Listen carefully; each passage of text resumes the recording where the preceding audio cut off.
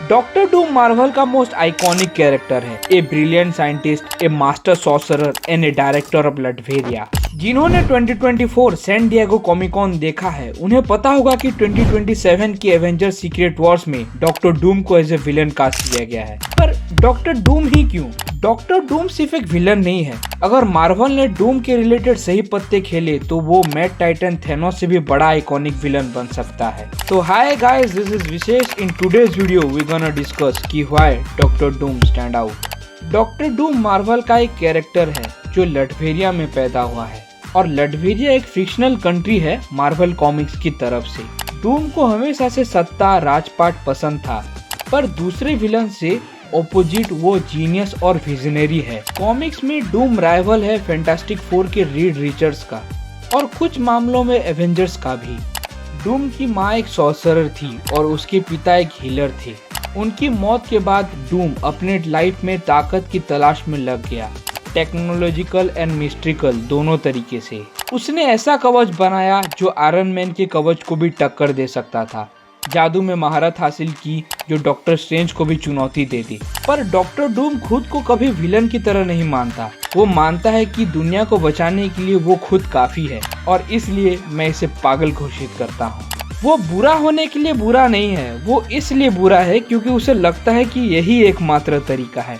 वाह, क्या स्क्रिप्ट लिखा है रे।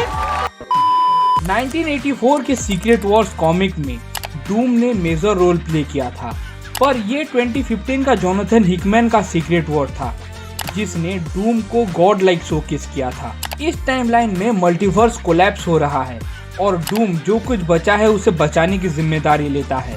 उसे बचाने के लिए मॉलिक्यूल मैन और बियंडर से चुराई गई ताकत से डूम एक बैटल वर्ल्ड बनाता है, एक पैचवर्क प्लैनेट जहां डूम एक भगवान की तरह शासन करता है। ये डूम का तानाशाह होना नहीं है, वो सोचता है कि वो अपने अलग अलग तरीकों से दुनिया को बचा सकता है।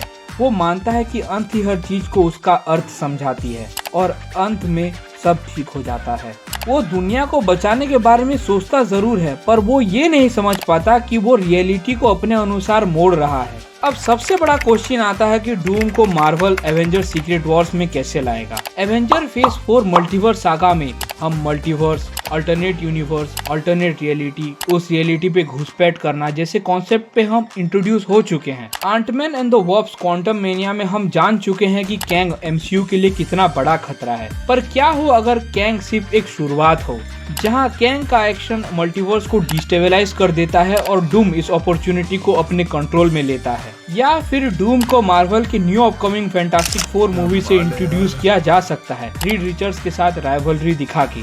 वहां से वो दिखा सकते हैं कि एक पावर हंग्री जीनियस जो अपने गोल्स को अचीव करने के लिए जादू और विज्ञान दोनों का इस्तेमाल करता है। हम ये भी नहीं भूल सकते कि डूम मार्वल की गॉड से टक्कर लेने से भी नहीं डरता, जब एक सिनेरियो में डूम ने गैलेक्टस से लड़ाई की थी। और ऐसे मार्वल अपने कैरेक्टर को इमर्ज कर सकता है। अब देखो, थैनोस वो विलन था जिसका सिर्फ एक ही मोटिव था कि वो ब्रह्मांड को संतुलित करना चाहता था, पर डूम वो है जो सिर्फ ब्रह्मांड को कंट्रोल करना नहीं चाहता, वो अपने इच्छा अनुसार उस यूनिवर्स को बदलना भी चाहता है।